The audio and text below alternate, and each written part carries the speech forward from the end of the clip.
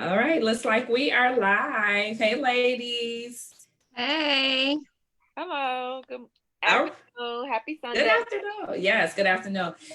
Greetings, champion parents. Oh my God. I'm on a silly one this morning, y'all. Greetings, champion parents, and welcome to Mommy Talk. As always, we are here to share information and resources to inspire positive parental engagement. Get ready, get ready, get ready. We're real, relatable, and right on time. Mommy Talk. Dr. Pert, Miss April, Hello. and me, Miss Lisa. So we're here today. We're going to rewind it a little bit, and we want to speak about supporting your children, whether your children are doing online learning or face to face. We want to kind of rewind the tape a little bit and talk about some good preparation skills and support methods that would help your child during this 2020-2021 school year. So champion parents, chime in, get in on the chat, ask a question, share some tips with us. So that we can share, because this whole Mommy Talk thing is about, again, sharing positive information and resources so that we all can help each other. We don't have all the answers, but we do have some answers, just as well And as together we have all the answers, though. Collaboratively, we have all the Amen. Yes, that's right. Yeah. Yeah. Yes. So we are a village. We talk about the village all the time. We are a village to one another. So come on in, be a part of our village. Let's talk. Let's communicate. So first, we're going to get into preparation, because in order to be successful at doing anything, proper preparation prevents piss poor performance. I don't know who the author of that is. Five P's. Have you guys heard that before, or have you heard it in a different way? No, I've heard that before. Yeah, the 5 P's. At account, Okay. proper preparation prevent poor performance. So that's 5 P's. Okay, and what did I say? Well, the same. Proper preparation prevents piss poor performance. So I heard. I ain't know that piss poor. I have poor performance. Okay. Okay, so I heard that in a sense from a coach. So the coaches tend to be a little more rogue. With how they explain things.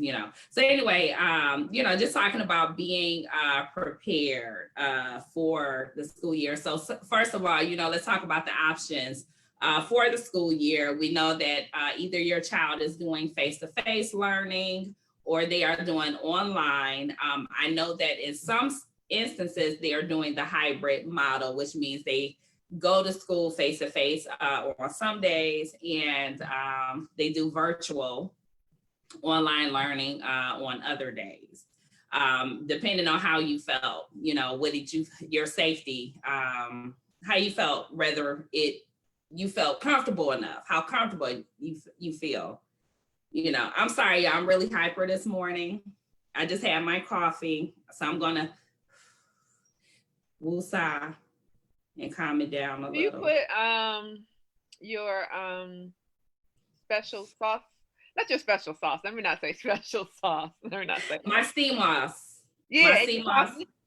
I tried it because I wanted to let people know how the sea moss would taste in a coffee. So, I do try different things because I make recommendations. So in order to make recommendations, you have to try it out. So yeah. I tried it and I'm good on it in my coffee. I don't think, I love my coffee. I don't think I'll be going back to putting the, but I did take I liked it in my tea. When I drank it in my tea, I liked it in my tea. Did you? I don't know. I didn't like it in my coffee. It was like, I don't know if I had too much in it, but I was like, no. Because I'd rather just take it by itself. Oh, no, I'm not taking it by itself. But I did like it in the tea, though. It was cool. Okay.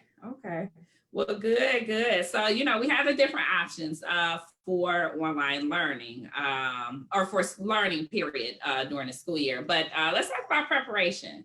So one of the questions I actually want to ask our host Miss April and Dr. Pert, you know, getting up in the morning, because that's very important. When we get up in the morning, like how far in advance do you get up before getting prepared for work, school, getting your children up? And, you know, how do you get up?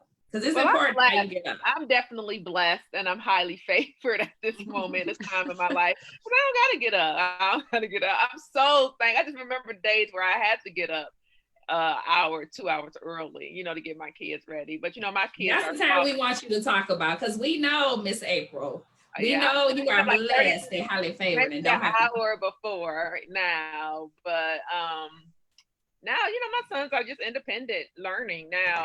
They're actually at Michigan State. They have an apartment at Michigan State, but they don't have their classes. They have their classes virtually. So I check in with them maybe every day. They say I do too much when I call every day. So I try not to call them every day, maybe every other day, FaceTime, to make sure that they're, you know, on track. I actually went there and popped up and visited them on Tuesday, and they were just online learning. I was like, let's get something to eat. Come on, let's go get something to eat. They're like, Ma, we're in class. I'm like, you to your class, going to get something to eat. I'm hungry. So they're pretty much focused. But to go back about being prepared, it is important to wake up early. And I just remember those days, parents, you'll be in my shoes soon. Not to go shade, but yeah, you have to get up early, at least an hour early. Before the time you have to leave out. Yeah. An hour before, yeah. Yes, I remember if I had to go to work at 8, I would have to get up like at 5:30, 6 o'clock. That's in order for me to get up, get my sons up, make sure they're prepared, get breakfast. And we would have to leave the house by 7:20 in order for us to get me to drop them off at school and for me to get to work on time. So it's definitely important to be prepared and to get up early to get your day started. My dad always say the early bird gets the worm. That's right. I think that is so nice how you just went to your son's college and just popped up on them and say, hey, I'm here.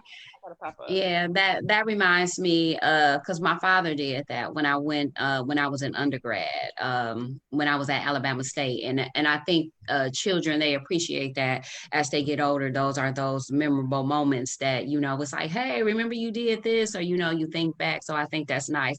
But for me, I would set my schedule based on, you know, I would take into consideration how long it takes my children to get them dressed, how long the commute, dropping them, because I have 3 different children. So, you know, some were going to daycare, and then luckily my 2 were going to the same school. However, I have huge support with their father. I just want to say I really appreciate him. He's an awesome dad. He really helps out a lot. And so I would say, in the beginning, when my children were first born, I'll take it back when I only had 1. I remember I was the one dropping Tiadra off and picking her up, and I would say I would give myself enough time. So I think parents out there, you have to think of your situation and create a schedule that works best for you, that gives you enough time to say, if you're one of those parents that like to cook in the morning and like to feed your children. See, me neither. I'm not that, but I'm just saying there's some people out there that some days, you don't know about waking up early enough. Throw a Pop-Tart. Right. Throw a Pop-Tart in the toaster. Right. So parents, you just really have to consider what your situation is, because what works best for other people don't. And then, like, I may wake up earlier than my children and allow them to sleep more. So I just really think it's important just to consider your own you know, situation. Do you have to iron the clothes in the morning? You know, so how many people do you have in your household where they're not fighting over the bathroom? You know, so I think that's very important. But I would just say right now, things are just working out really well because me and their father were really supporting each other. We came up with a system. That's good. Okay. And that's very important. Definitely, when you talk about your system, you know, we are always talking about the village and creating our village, and a support system is key to your village. And preparation, and it's so funny because we're doing online learning. We're all here in the house. So just speaking of like just being online and you have different people in the house, you know, in some cases, you know, there's multiple people in a home trying to do online learning. But just getting back to just being prepared, there have been days like where my kids and I, when we may wake up like 30 minutes before logging on, and we're scrambling, and it's like I'm trying to hurry up because my scarf came out off in the middle of the night, and you got to hurry up and wash your face. And, you know, luckily you only have to worry about, you know, putting on a shirt, you know, and just make sure you don't stand up in front of the camera. So, you know, people can see the lower. But it's definitely important to be prepared. And even if you're at home, we still have to get up in enough time and prepare to get at it, you know. So let's talk about so being prepared. You know, we if you are online, and I think there's been a lot of talk about how you prepare, you know, or how you are presented online. You got this big space, you know, even though your child is right here, you got that space. Some people have the open, there's another room behind the couch or a chair or wherever you are, but you have the big space. So you have to be careful of the clothes you wear, you know, because again, we're on camera. The clothes you wear, sometimes you don't know, because some kids, the camera's not always off. You know, you gotta be careful how you walk past, what clothes you have. That is true. Walking past that background, because you hear a lot of stuff, you be like, what? Did I just hear what I thought I wasn't supposed to hear? It turns into a comedy show. Yes. And I'm going to say something. My son had to tell me one day, like, Mom, I'm in class, because I was on my break and I was fussing at my daughter because she left something on the kitchen counter. My son, he had because his phone, it wasn't muted. The computer was not muted. He muted his computer, and he's like, Mom, they can hear everything that you're saying. And I was like, so I had to do one of these. So, and it's funny because, you know, we think that we're warning the parents, but it's like you're a parent as well. So you got to be mindful.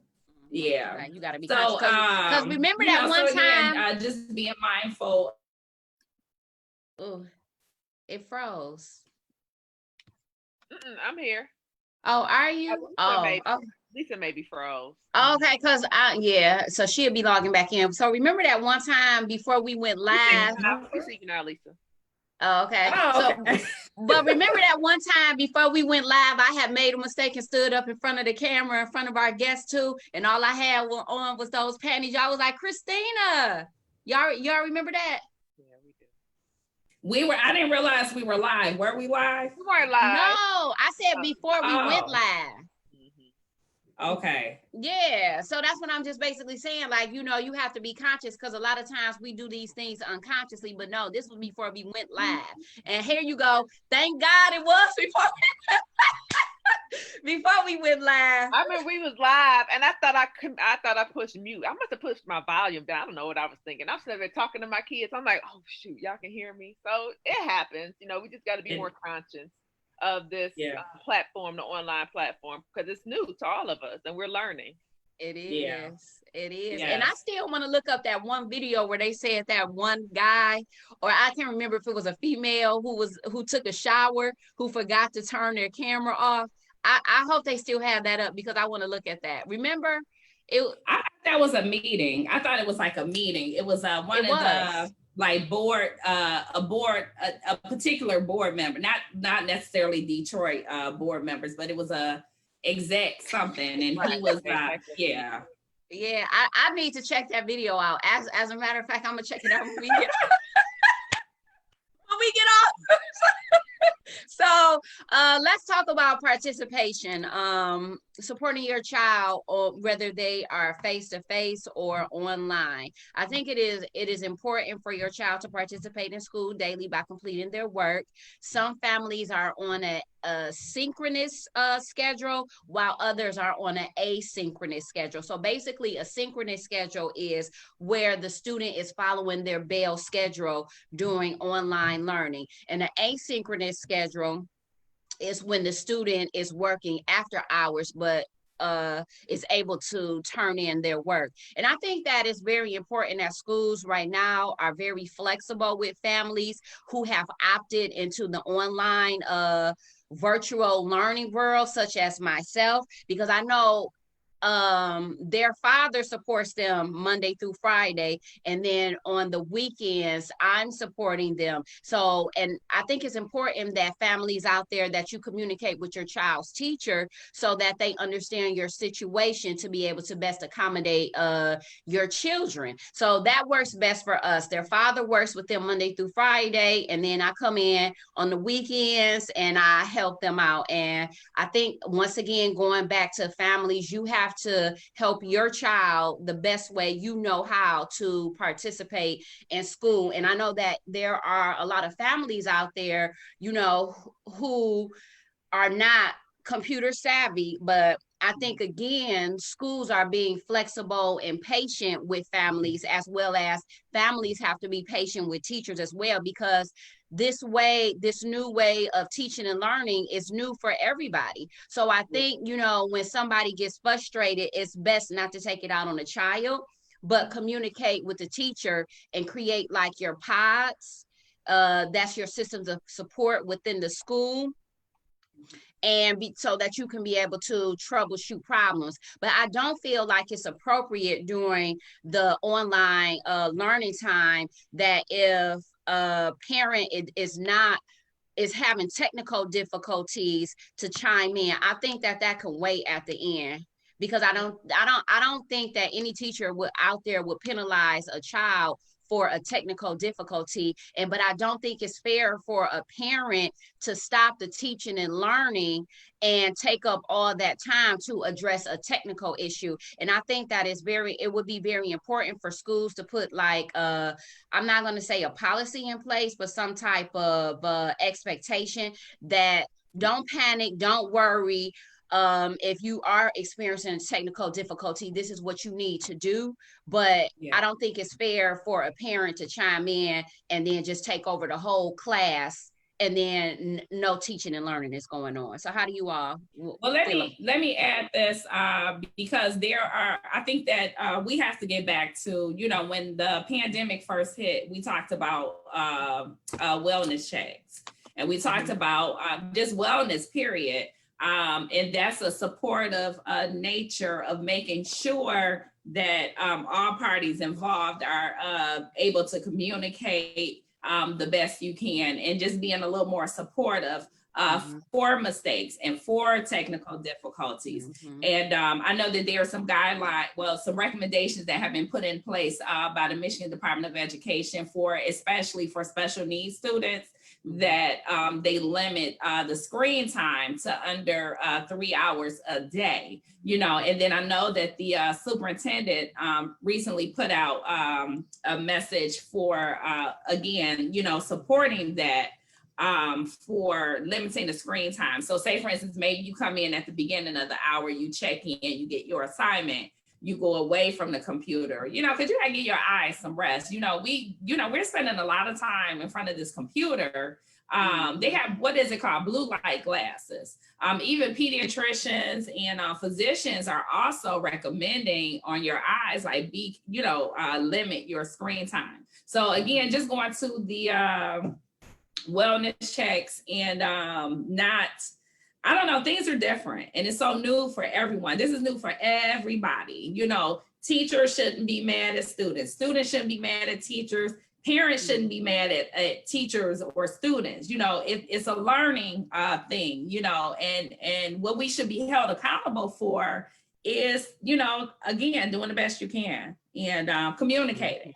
And like, I had to tell my son, he was having issues, and he was having issues, but then his teacher was like, listen, I'm having issues as well. So she was like, don't worry about it. You know, we just have to stay in constant communication. So very important points you brought up, Dr. Burt. Yeah, and then another way parents can support their children to be prepared to school is to make sure that they charge their computer or laptop, or if they're using an iPad at night, make sure you're charging, and then make sure that you picked up all of the textbooks from school. Now, I know that some school districts all their resources are online, that you don't need the textbooks, but some school districts are requiring that, some students need a textbook. So just make sure you go get the resources that you need. Also, again, like Miss Lisa said, communication is very important. If you have a question, ask at the appropriate moment. Make sure you email your teacher, but not during instruction time.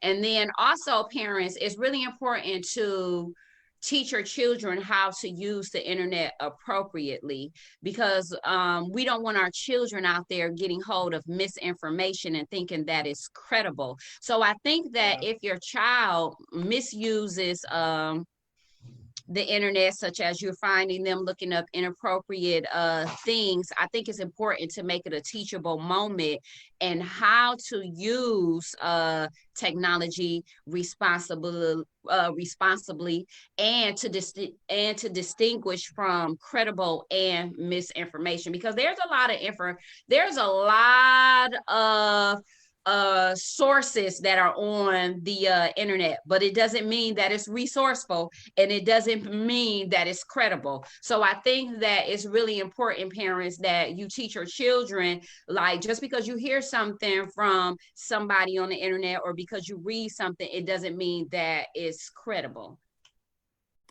Ladies? Definitely good point. I think nowadays we're just used to hearing something on the internet, or seeing something, or reading something, and we repeat it, not looking at the validation or the credibility of the source. So that's very important, Dr. Pert. I'm glad you said that. Mm-hmm. Yeah. And then there are some ways that parents are able to, there are some markings, and there's some ways that you're able to tell a credible website versus something that somebody just threw together. Because any of us can come up with a website.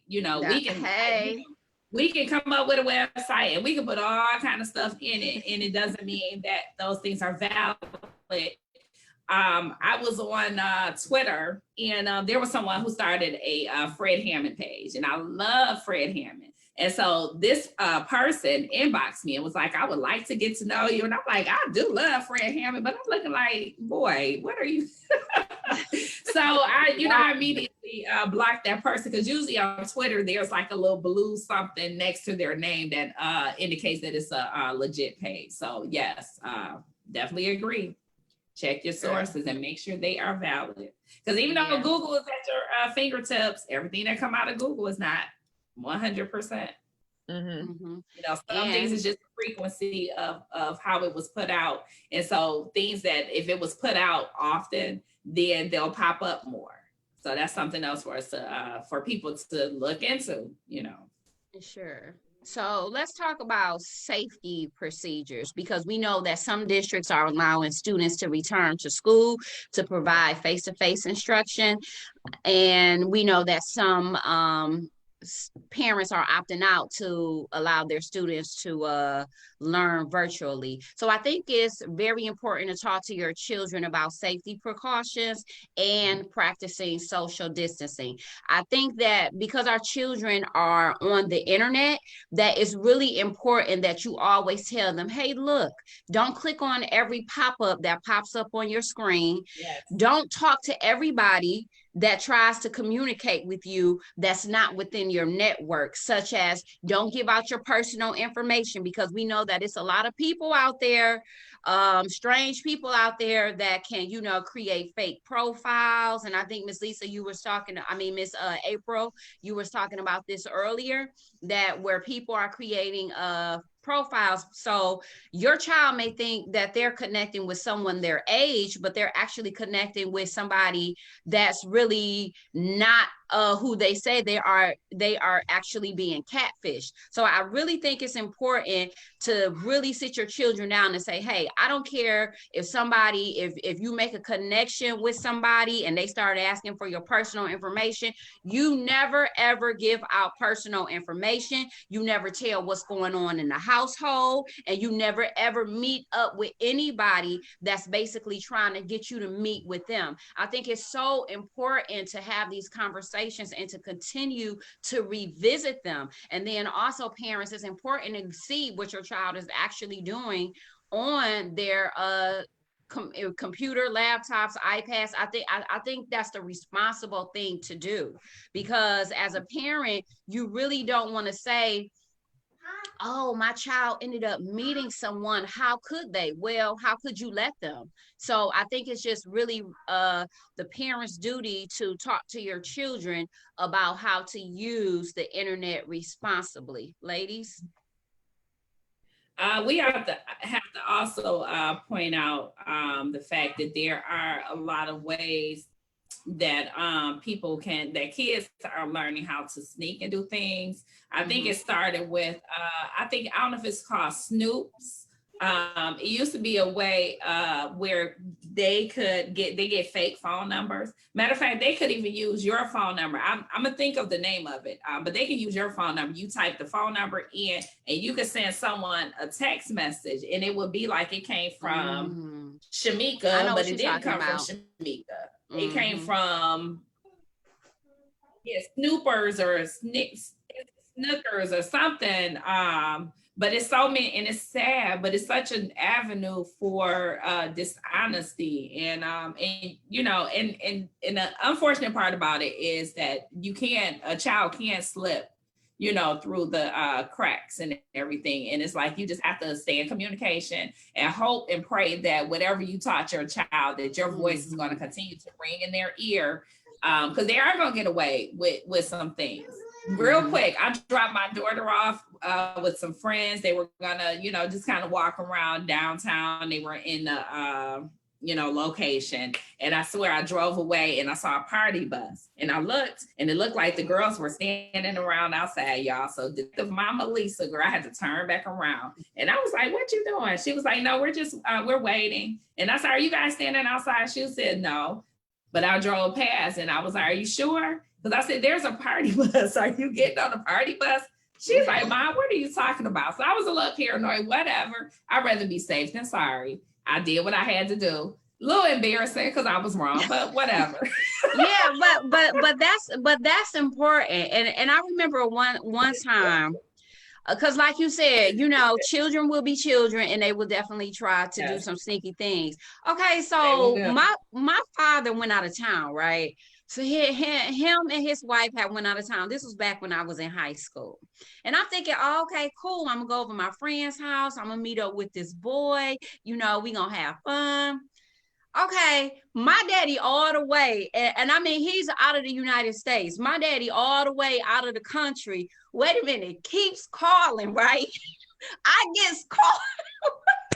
How do I get caught by this man? And I'm like, he is supposed to be out of the country. But my point is that parents, it is our responsibility to be on our children and to know what they are doing at all times. I just can't believe that my daddy caught me and he's out of the country. I mean, and we laughed at that when he was here actually on Earth. We laughed about that story a couple times. So then also, parents, I think it's important to teach your children, for those parents who are allowing their children to go to brick and mortar to learn face-to-face instruction, to make sure you teach your children and to tell them to practice social distancing. Continue to wear your mask. Now, I know that when we wear our mask, that our mask is very hot sometimes, and that we need a break from our mask. So what I did is, I would tell my children, and like how I told my other educators, look, if you have a child that's in your room and they want to break from their mask, just tell them to simply remove the mask from their nose only to keep it on so that they can get a little break.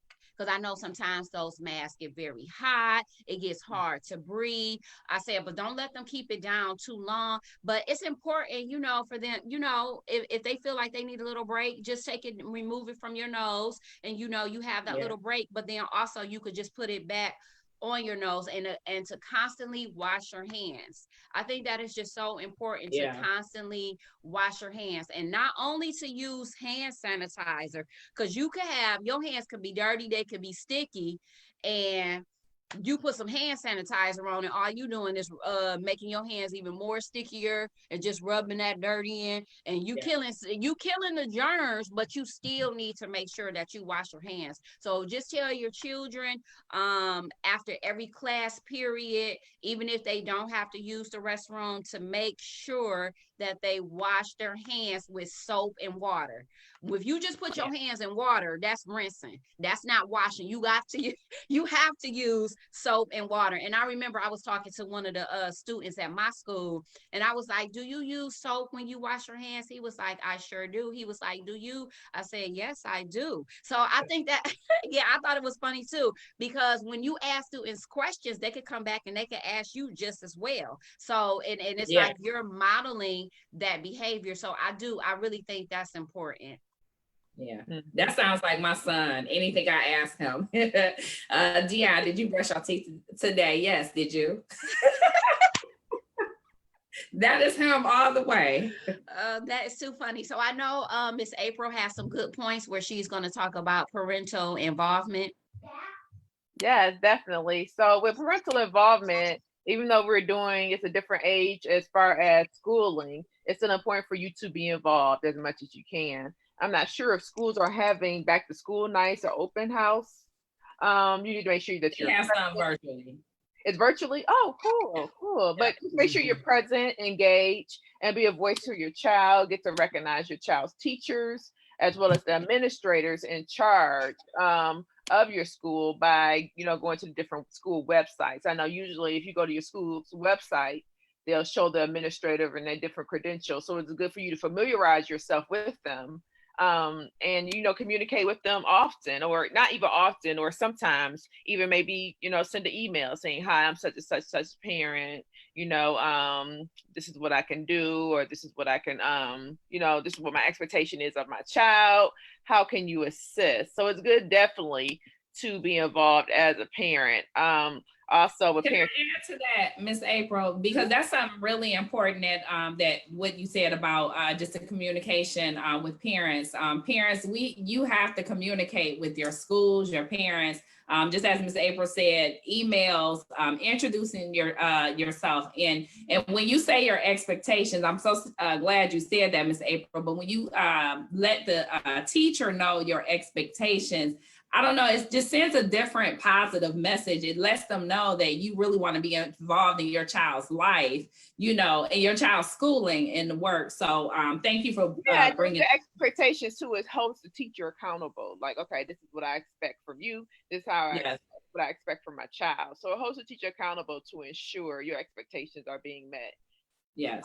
Not necessarily, you're trying to check a teacher or, but it just holds them accountable. And it does communicate a very different message. Thank you, Miss Lisa.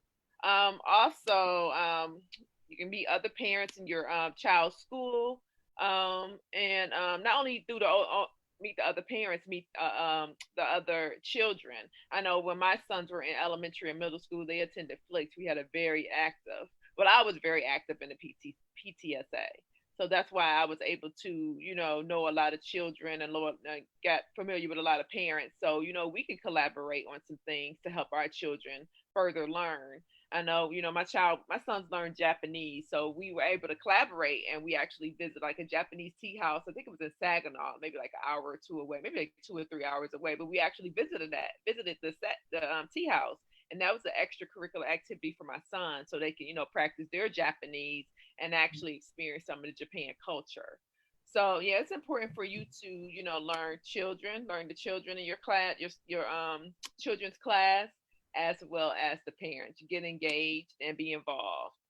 Because the more you involve with your children's learning, the better your child will perform.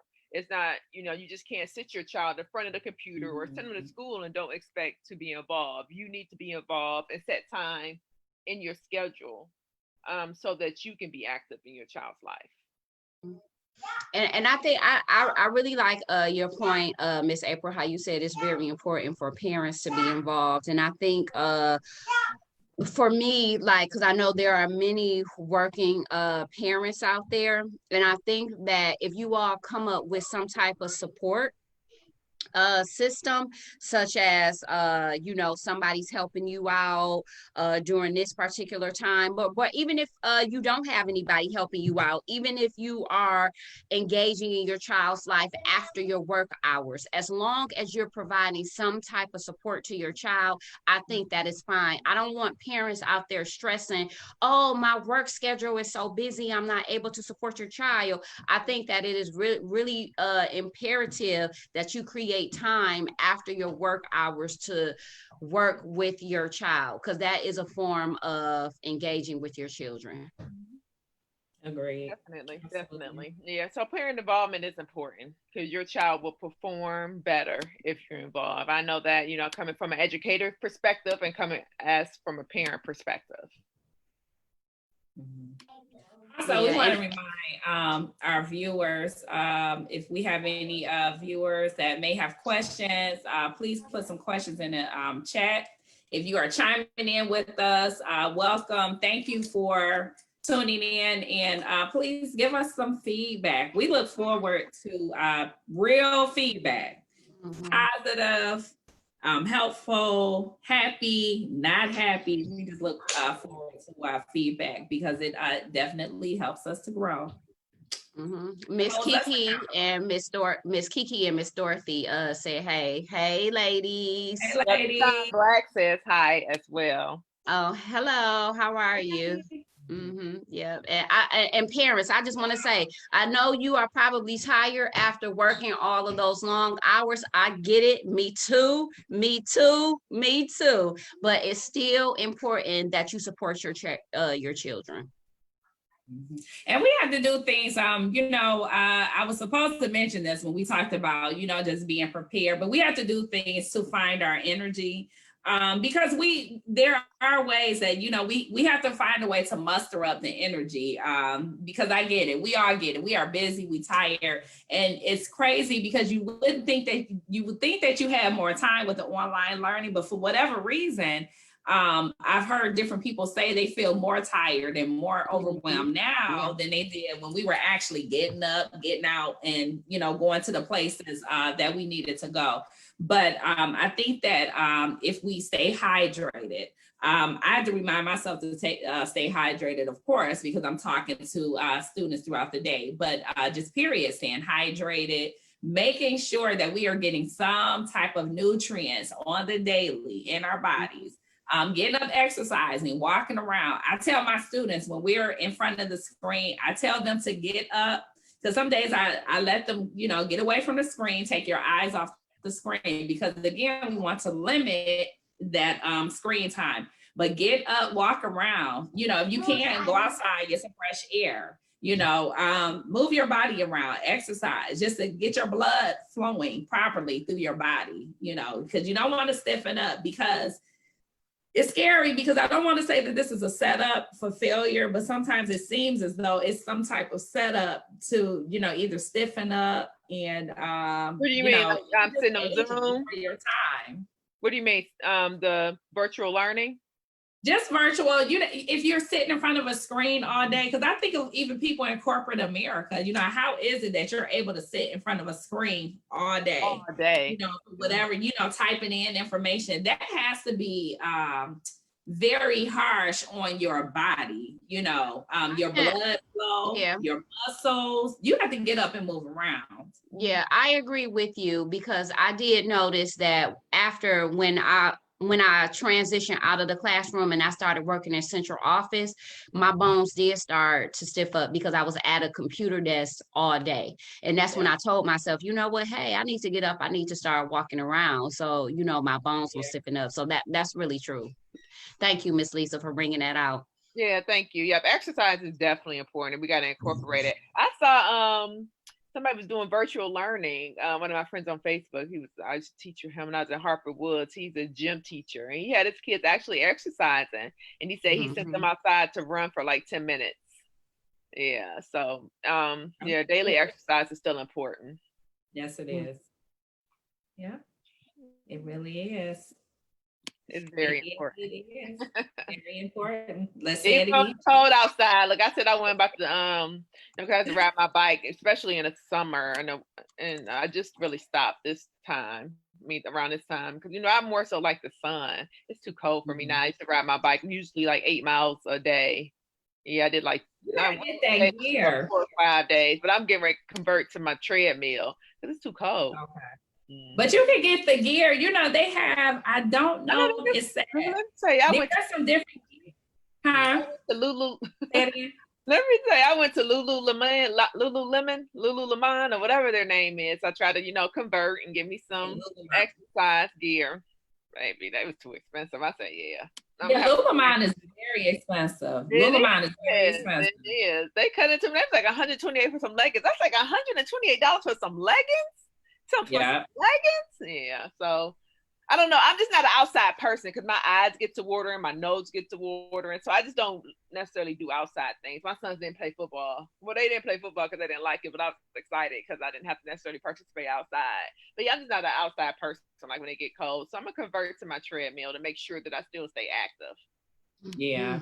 But during this time, for those who may be interested in doing some outside stuff, now there is gear that you could wear that will protect you from from the cold weather, because you got people that still run. They run through in the winter time, and I'm not necessarily saying that would be me. I'm just saying, there are gear, like it's thermal, it's what do you call it, like insulated, and even for your eyes, you can still do masks, and you can wear the glasses over your eyes that would kind of help to shield you during this time. Again, I'm not necessarily saying it's me. I'm just saying it's out there. And thank you, ladies, for sharing your recommendations, suggestions, and tips that our champion parents out there can use. Champion families, get a routine that works for you and your child. Keep this in mind that this is a new way of teaching and learning for everyone, and to practice patience and flexibility. We are all in this together. If you find yourself getting frustrated, don't take it out on your child. I'm going to say that again, because we all get frustrated. Do not take it out on your child. Communicate with the teacher and form pods of support to help each other navigate online school. I think now more families have developed a deeper appreciation for teachers. I'm going to have to say that again. I think now more families have developed a deeper appreciation for teachers. We'd like to thank all educators, families, essential workers out there. So next time, continue to love on your children and keep safe. Peace. See you later. Bye. Thank you.